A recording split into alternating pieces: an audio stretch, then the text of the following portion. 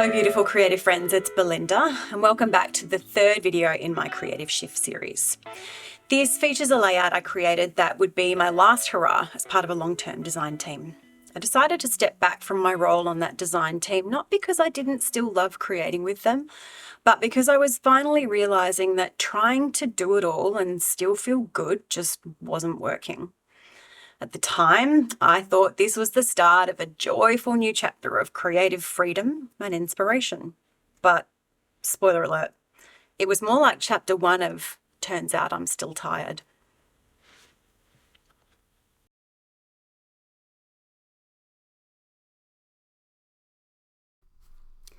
I wanted to include this layout in the series because it just feels so bright and hopeful, and I really love that. There's a balance of simplicity and detail that still feels very me, and it includes a lot of the elements that I naturally gravitate towards. There's layered clusters, stitch textures, meaningful cut files, and journaling that actually tells a story. Not every layout needs all of that, but when they come together like they do in this one, it's really satisfying. Around this time, I was really starting to think more intentionally about how and why I scrapbook. I was evaluating and analysing and, let's be honest, probably overthinking how I use my supplies and how to work through the backlog of stories that I want to tell.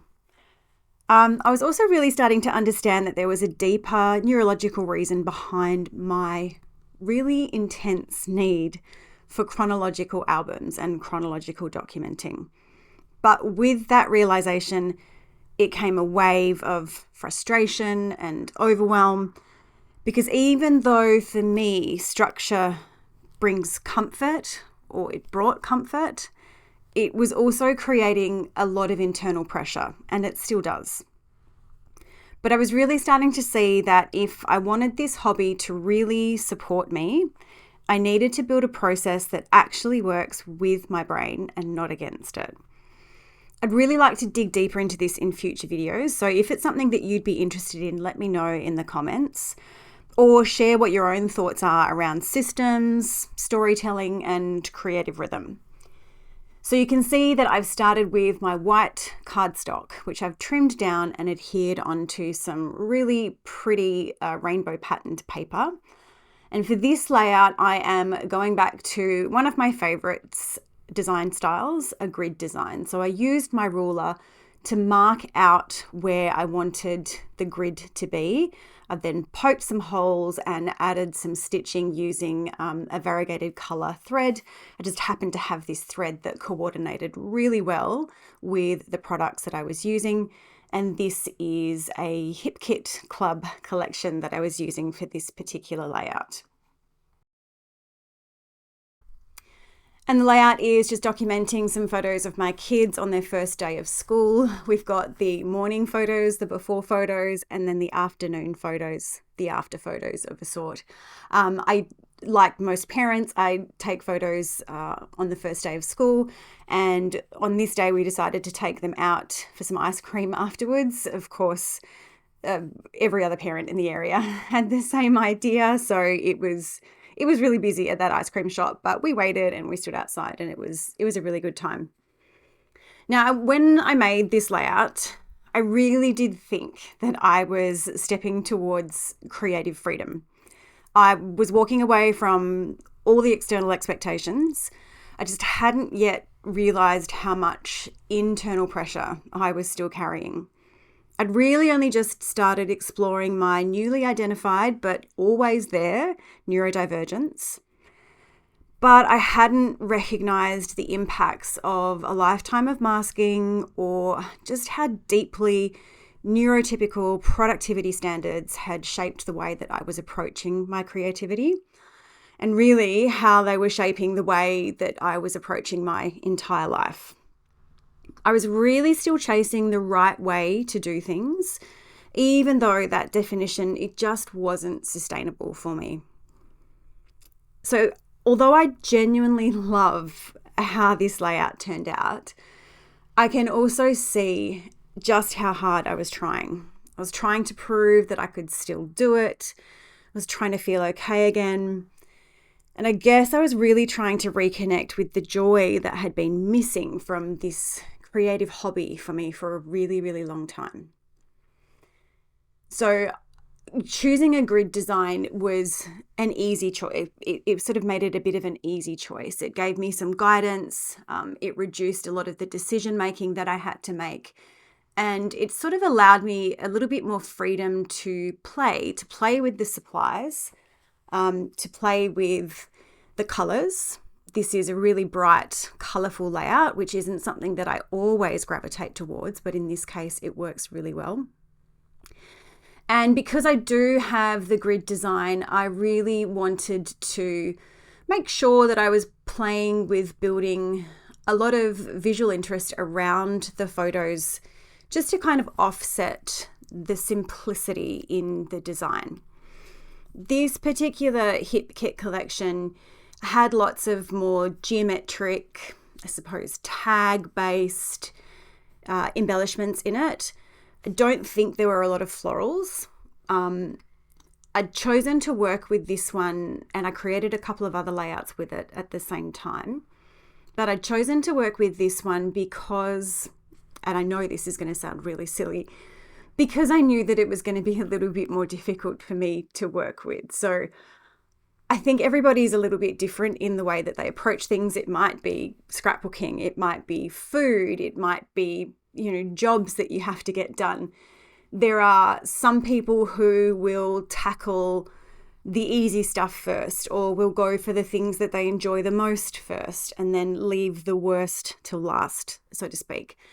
Then there are people who will do the hard stuff first, or do the things that they don't enjoy first, so that they've got then the good stuff to look forward to.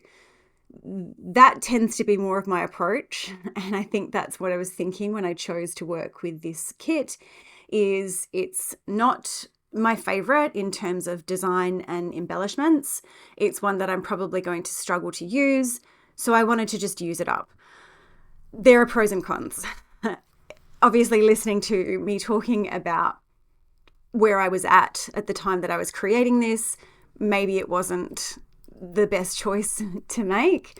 But in this case, it actually worked out really well because I was able to find some embellishments that worked quite well. It probably helps that the overall theme of the kit lent itself really well to a kind of a young school vibe. Lots of sort of little embellishments. You can see the apples there, which is a classic icon for school. I don't actually use them. But it worked well in this case. And you might have even noticed that there was an outfit change that has happened along the way from the start of this video to now, which is a sign that this is something that I had to put away and come back to. So I wasn't able to complete this layout in one go. Of course, I can't remember now if that was because something came up, but I do know that at the time it was a hard fight. Things were taking me a long time. Sometimes they still do.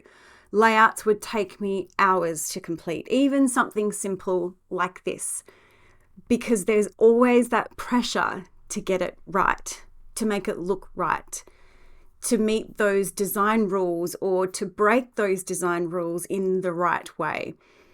I was thinking and overthinking and questioning and judging and analysing just about every choice that I was making.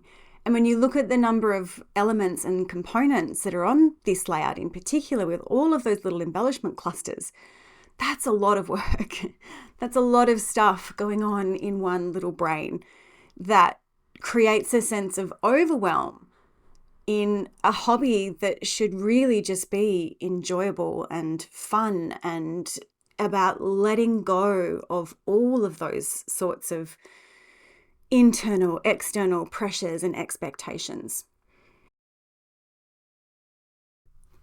And I can pretty much guarantee you that before I had even turned the camera on to record any of this, I spent quite a bit of time planning out the layout, playing around with embellishments, maybe even building some of those clusters just to sort of see how they would come together and make some of those decisions ahead of time. I can also pretty much guarantee you that there is at least an hour of footage that has been edited out from this process before I have recorded this voiceover. And there are obviously very practical reasons for doing those things. Nobody wants to sit and watch 2 hours of somebody agonizing over choices to make one scrapbook page.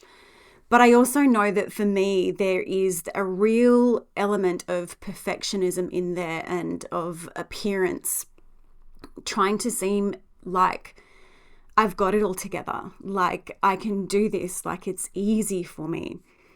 But none of that was real, and it's still not real. And I don't want to move forward in a way that is so inauthentic and unrealistic. I want to be true, and I want to be honest, and I want to share my creative processes as they are, messy and imperfect, warts and all. Looking back now as I'm reflecting on this process, watching myself work, thinking about the layout that I was creating, I can see that it quietly marks a shift, a point in my journey where I was starting to ask some better questions. Questions like, what does creativity look like when it's built around my own brain, not someone else's blueprint? How do I find a rhythm that feels sustainable, one that doesn't keep pushing me into burnout or shutdown? And if you're asking those kind of questions too, I want you to know you're not alone. There's room for softness in this process. We can learn to create with honesty, to create with authenticity, and to create on our own terms, shaped by our unique perspectives and lived experiences. And I'm so glad that you're here on this journey with me. If any of this has resonated with you, I'd love for you to give my video a thumbs up, to share it with a creative friend, or go ahead and subscribe so that you don't miss the next chapter. Thank you so much for watching.